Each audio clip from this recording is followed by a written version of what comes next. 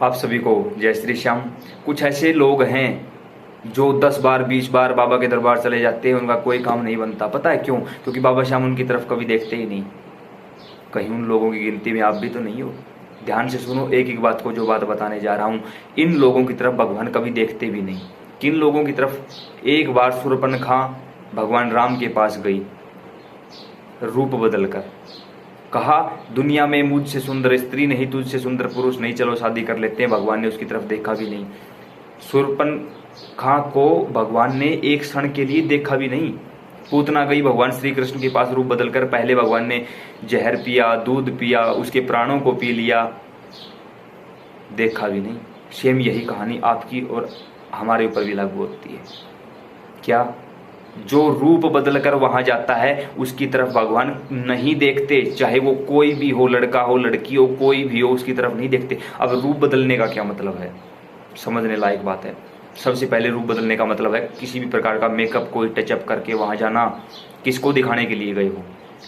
क्योंकि तेरे अंदर कितना अंधकार है वो जानता है। इस चेहरे को साफ करने से कोई फायदा नहीं है। सभी के लिए ये बात, सभी के लिए महंगे महंगे परफ्यूम यूज करके वहां जाते हो। क्या आपको पता है कि घर में नेगेटिव एनर्जी इसी परफ्यूम की वजह से आती है?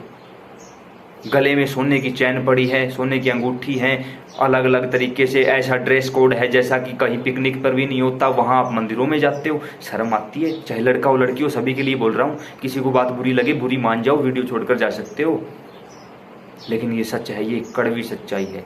आप लोगों ने मंदिरों को भी पिकनिक स्थल बना के छोड़ दिया है।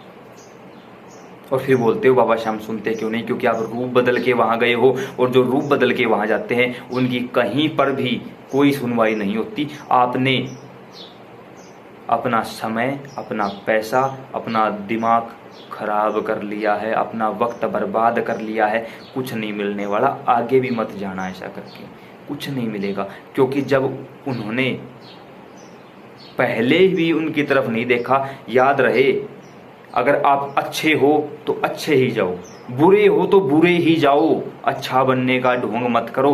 घर पे कभी राम का नाम लिया नहीं, वहां जाते ही राम राम शुरू हो जाते हो, गलत बात। अगर घर की लड़की दुखी है तो बाबा श्याम राजी नहीं होंगे। घर के माँ बाप दुखी हैं तो वो राजी नहीं होंगे। घर के पितृ प्रसन्न नहीं है तो बाबा श्याम प्रसन्न नहीं होंगे। मत जाओ वहां अपना पैसा बर्बाद करने, कोई फायदा नहीं है। आई बात समझ में? हो सकता है कुछ प्रेमियों को बातें बुरी लगे, लेकिन उससे भी ज्यादा प्रेमियों को मुझे पता है ये बातें पसंद आएंगी। आप लोगों के फोन आते हैं तो भी मैं फोन पे यही बात बताता हूँ आप लोगों को, लेकिन सभी को नहीं बता पाता, इसलिए वीडियो बनाई गई है। उम्मीद करता हूँ कि बाबा श्याम आपकी तरफ क्यों नहीं देखते और किन लोगों की तरफ नहीं देखते, इस सवाल का जवाब आपको मिल चुका होगा। जय श्री श्याम।